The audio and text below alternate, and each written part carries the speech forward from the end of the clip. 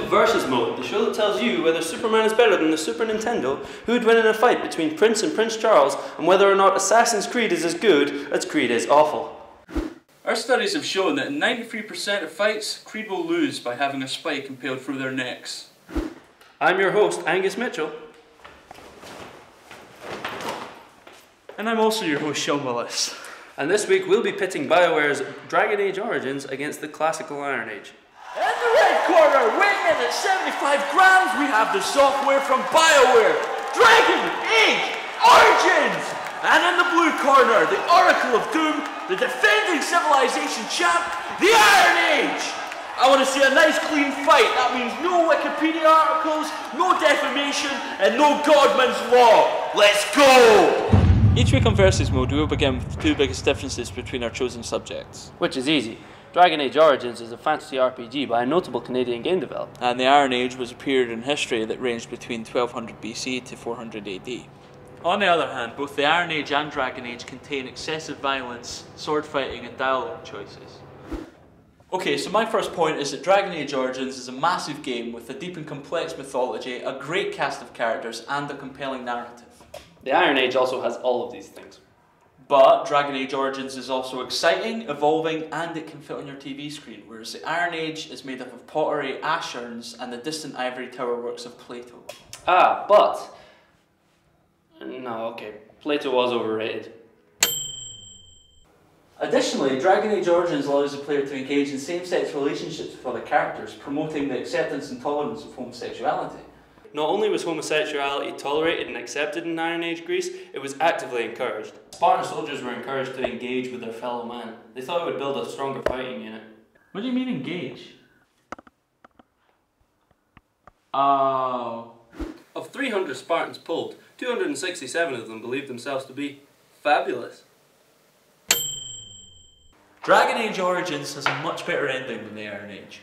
Better than the sack of Rome. Well, come on, man, there's like 7 of those. No one likes Hollywood remakes. Yeah, but at the time it was only the second sack of Rome, and in my opinion the best of the series.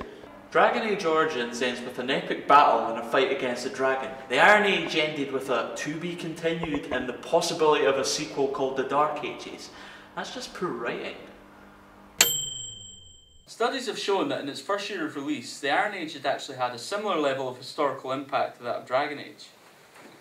Seriously? Unless the Dwarven caste system takes off in a big way, the projected historical impact of Dragon Age is actually something closer to this.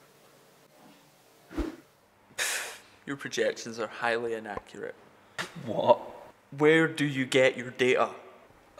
Years and years of historical and archaeological research. I have it on good authority that the ruins of the Iron Age were in fact just a marketing ploy by game makers who wanted to promote games set in the Iron Age. So basically you're saying the ruins of Pompeii were just a marketing stunt from the creators of Rome Total War? Well, that's what Dave was saying. Dave who lives at the bus stop. Oh, well, I guess it would be running at a huge loss. Hey Sean? Yeah? This is a draw. Shit, we can't have a draw in the first episode. Tiebreaker? Quickfire tiebreaker.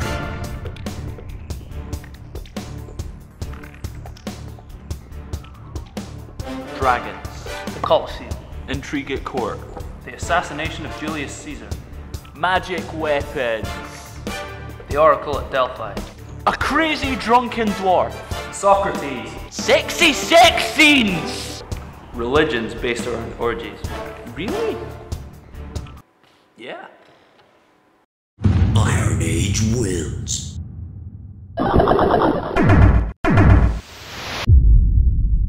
Game over. Well, that's all we have time for on Versus Mode this week, because the Escapists only gave us 5 minutes. But join us next week and we'll tell you whether Godzilla is better than All the Meats Pizza. I've been Sean Willis. And I continue to be Angus Mitchell. Good night. I'm on a cow.